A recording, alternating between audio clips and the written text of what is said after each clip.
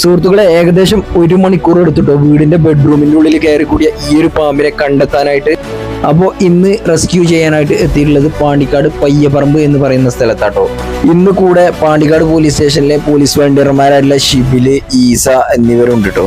Already സുഖമില്ലാതെ കിടക്കുകയായിരുന്ന ആ വീട്ടിലെ ആളെ പാമ്പിനെ കണ്ട് പേടിച്ച് വീണ്ടും ഹോസ്പിറ്റലിലോട്ട് കൊണ്ടുപോകേണ്ട ഒരു സാഹചര്യം വരെ അവിടെ ഉണ്ടായി. ഞങ്ങൾ 3 പേരും അയൽവാസികളായിട്ടുള്ള കുറച്ച് പേരും ചേർന്നിട്ട് ഏകദേശം 1 മണിക്കൂറോളം സെർച്ച് ചെയ്തതിന് ശേഷം പാമ്പിനെ അതിനുള്ളിൽ കണ്ടെത്താനായത്. താഴത്ത് വിരിച്ച കാർപ്പറ്റും അതുപോലെ അലമാരയും കട്ടിലും അടക്കമുള്ള എല്ലാ സാധനങ്ങളും മാറ്റിയതിന് ശേഷം അടിയിലുള്ള ചെറിയൊരു മാളത്തിന്റെ ഉള്ളിൽ പാമ്പിനെ കണ്ടത്. ആ ഒരു മാളം പൊളിച്ചതിന് ശേഷം പാമ്പിനെ പുറത്തെടുക്കാനായത്. റെസ്ക്യൂ വീഡിയോസ് ഇടുന്ന സമയത്ത് നമ്മൾ പറയാറുണ്ട്, വീടിന്റെ ഉള്ളിലും പുറത്തും ആവശ്യമില്ലാത്ത സാധനങ്ങൾ, പഴയ ഡ്രസ്സുകൾ ഇവയൊന്നും കൂട്ടിയിടരുത് എന്ന്. കാരണം ഇതുപോലെയുള്ള സാഹചര്യങ്ങൾ ഉണ്ടാവാതിരിക്കാൻ വേണ്ടിയിട്ടാണ്. എലികൾക്ക് വന്നുകൂടാനുള്ള സാഹചര്യങ്ങൾ നമ്മളായിട്ട് ഉണ്ടാക്കി കൊടുക്കുമ്പോൾ അതിന്റെ കൂടെ പാമ്പുകൾ കൂടെ വരും എന്നുള്ളത് ഓർക്കുക.